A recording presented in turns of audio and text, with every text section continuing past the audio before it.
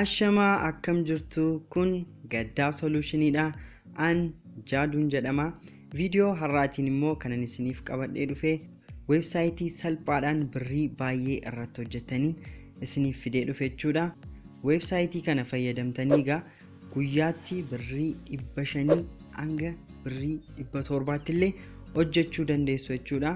Websaayitiin kun immoo kan namatti tolu websaayitii biyya keessaati.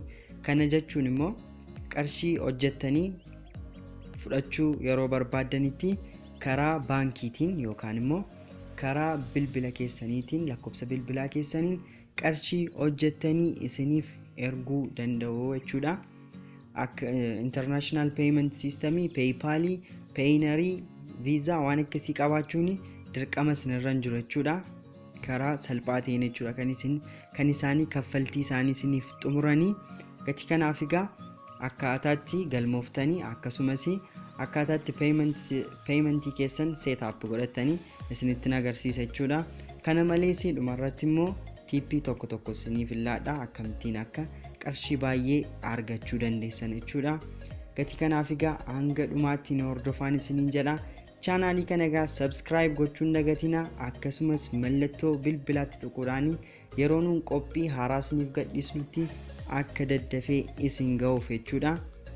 Amma gara Chrome keessan bantu. Chrome eegga bantanii booddee search bar isaa irratti dhuftanii asirratti mala top ittanii barreessitu jechuudha. Akka kanaanii sana booddee search gootu mala top fakkeestiin isiniif fida. Kunooti websaayiticha banaa jira. Akkuma argitanii websaayitichi websaayitii biyya keessaati. Gatii kanaaf akkaataatti websaayitii kana irratti akkaawuntii banattanii jechuudha kanan isinitti agarsiisu. Hojiin asirratti hojjettan liinkii adda addaa social media irratti share gochuu qofadha jechuudha. Hojiinsaa baay'ee salphaadha. Gatii kanaaf akka itti akkaawuntii keessan banattanii isinitti agarsiisa jechuudha. Create account kan jettutti buutu. Sana booddee asirratti dhuftanii information guutamuu qabu guutuuf jechuudha. Asirratti dhuftanii maqaa keessan maqaa guutu jechuudha. Fakkeenyaaf jaaduu maqaa keessan guutu asirratti bilbila keessan guutuuf jechuudha.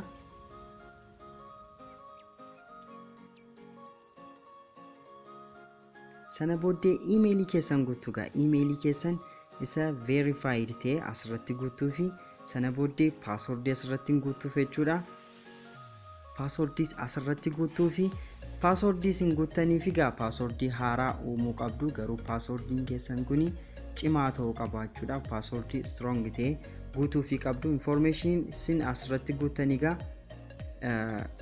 baay'ee barbaachisaadha jechuudha. Sana booddee create account kan jedhutti buutu.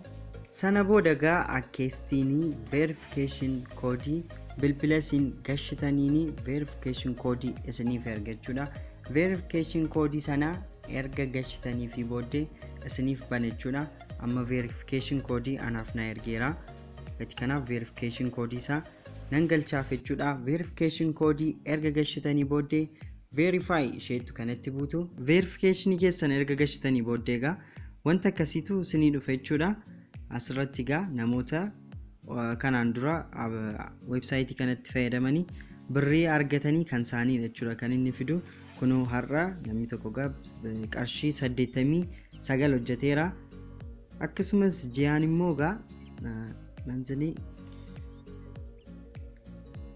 immoo agartaniitu hanga qarshii 11,000tti kun almost 12,000 galuufidha. Amma kanallee namni hojjetee jira jechuudha. Gatii kanaaf websaayitii kana irratti birrii baay'ee argachuu dandeessu jechuudha ji'aanii.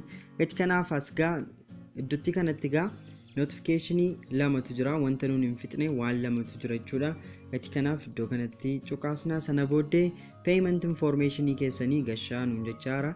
Karaa maaliin kaffaltii hojii hojjettan sanaa fi kaffaltii kan isin fudhattanii isa galtaniitu sirreessituuf jechuudha.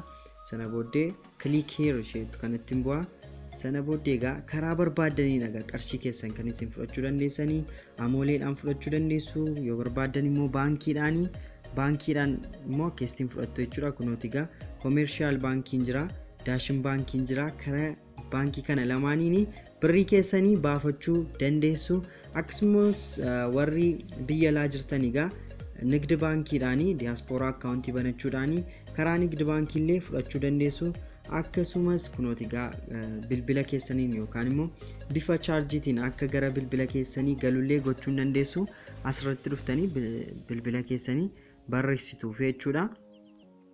Akka kanatti bilbila keessanii yoo gashitanii fi akka kana bilbila keessaniin isinii galchuu danda'a. Ani egaa bilbilaan fudhachuu barbaada gati ta'ee fi asirratti save jedhaani save gochaa jechuudha. Kunooti egaa amma payment systemii koo setup godheeraa fi amma immoo kan naafe akkaawuntii kee guutinaan jechaara. Akkaawuntii kee badambitti information isaa guutinaan jechaara. Sana booddee click here isheetu kanatti bu'a. Sana booddee click here isheetu kanatti bu'eera. Sana booddee dhagaa kunooti egaa emailiin koo maal jijjira bilbilli koo asitti egaa siitii guutuu fi qabdu siitii bakka jirtan egaa kan isin guutanii fi fakkeenyaa fi dis ababa yoon guutee fi dis ababa jedheen guutee fakkeestiin nan danda'a jechuudha. Riijinii koo immoo Addis Ababa yookaan immoo Oromiyaa keessatti yoon kaa'ee fi save godha jechuudha. Sana booddee akkaawuntii koo seeraan setup godhadheera jechuudha. Amma egaa akkamittiin hojii keessan akka hojjettan jechuudha kan isinitti agarsiisu. Sarara sadii kanatti dhuftaniitu asitti buuta jechuudha. Sana booddee post seedu kanatti buuta jechuudha. Postiitti erga buutanii booddee waan hojjettanii isinitti agarsiisa jechuudha. Load gochaara xinnoo ishee intura baneera egaa kunooti egaa wanta isin hojjettan liinkii barreeffamoota kanaa fuutaniitu social media adda addaa irratti hidhattaniitu post gootu jechuudha. Asigaa kaataagoriidhaan isiniif nu kaa'eera. Kunooti egaa sportiin jira, politikaan jira, akkasumas immoo relationii waan akkasii biizinasiin jira.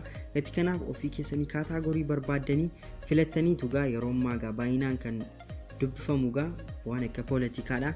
Gati kanaaf politikaa keessaa egaa barbaannee liinkii tokko koppii goone sana booddee akkamittiin social media adda addaa irratti akkasiin salphaatti liinkii kana post gootanii isinitti agarsiisa jechuudha.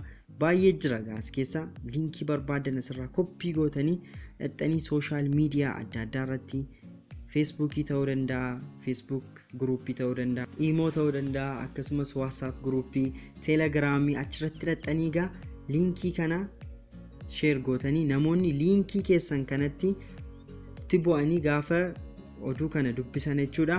Isinii fi qarshiitu citaa jechuudha. Isaan kan isaan fayyadamanii liinkii kana yeroo namoonni biroo itti bu'anii maastaawoqiyaatu dhufaaf yookaan immoo beeksisa dhufaaf isaanii fi beeksisa sanarraa argatu jechuudha. Abbaan websaayitii kana nuufis amma murtaa'ee qarshii nuu kutu. Gati kanaaf akkeestiin jechuudha lamaan keenya yoo kan fayyadamnu. Asirratti egaa Xaqlaa Ministeer Abiy Bataarik ትልቁን ውሳኔ ወሰኑ kan jedhudha. Fakkeenyaaf egaa kun egaa xiqqoo ishee oduu nama hawwatudha. Gati kanaaf kana koppii isheetu kanatti gabuunee booddee koppii godhanna. Sana booddee Facebook groupii dhannaa jechuudha. Facebookii keenya bannee gara Facebook groupii dhannaa. Sana booddee asirra dhufnee keessatti Facebook groupii baay'ee qabu barbaannee achirratti postanne jechuudha. Gama kanaan egaa Gaddaa Solution page jedhamu qaba chaanaalii. Sana galtanii egaa like follow gochuu dandeessu jechuudha. Amma egaa gara groupii dhannaa. Groupii tokko kunooti. Groupii nama baay'ee qabu yookaan immoo hordoftoota baay'ee qabuun bira singeesse achirratti akkasinitti postatanii isinitti agarsiisa jechuudha. Fakkeenyaaf groupii kana bira dhufna. Groupiin kana keessa egaa namoota 187tu groupii kana keessa jira. Gati kanaaf asirratti dhuftaniitu gadi qabdu jechuudha kana. Sana booddee egaa pasteettu sana paste gootanii booddee post jechuu duwwaadha. Amma egaa liinkii isa sila koppii godhatanii asirratti dhuftanii paste gootu. Sana booddee groupii kana irratti post isinii godha. Groupii kanarraa egaa namoonni dhufanii gaafa liinkii keessan kanatti bu'anii oduu asirra jiru dudubbisanii isiniif immoo birriitu citaa jechuudha. Kunooti egaa liinkii nuun asirratti dhufnee koppii goone kunoo asirratti fidee jira jechuudha. Namoonni gaafa liinkii kanatti bu'anii isiniif birrii cita jechuudha. Kanaaf egaa isin immoo an Facebook irratti isinitti agarsiise isin immoo WhatsAppis ta'uu danda'a, Telegramis ta'uu danda'a, Instagramii, imo wantuma hundumaa irratti liinkii kana gadhiistanii namoonni gaafa linkii kana isiniif ilaalanii qarshii akka isinii galchuu gochuu dandeessu jechuudha. Kan biraan immoo qarshii kana kan inni isiniif kennu ji'a ji'aan gaafa jedhamu gaafa 22 hanga 24 gidduutti qarshii isin hojjettanii karaa bilbila keessanii yookaan immoo karaa bank account keessanii isiniif ergaa jechuudha. Gatii kanaaf egaa websaayitii kanarraa fayyadamaan isiniin jedha. Qophiin keenya har'aa isinitti toleera taanaan chaanaalii keenya subscribe gochuun dagatina. Akkasumas mallattoo bilbilaatti bu'uus hin dagatinaan isiniin jedha. Amma qophii biraa wal agarrutti nagaatti naaf turaan isiniin jedha.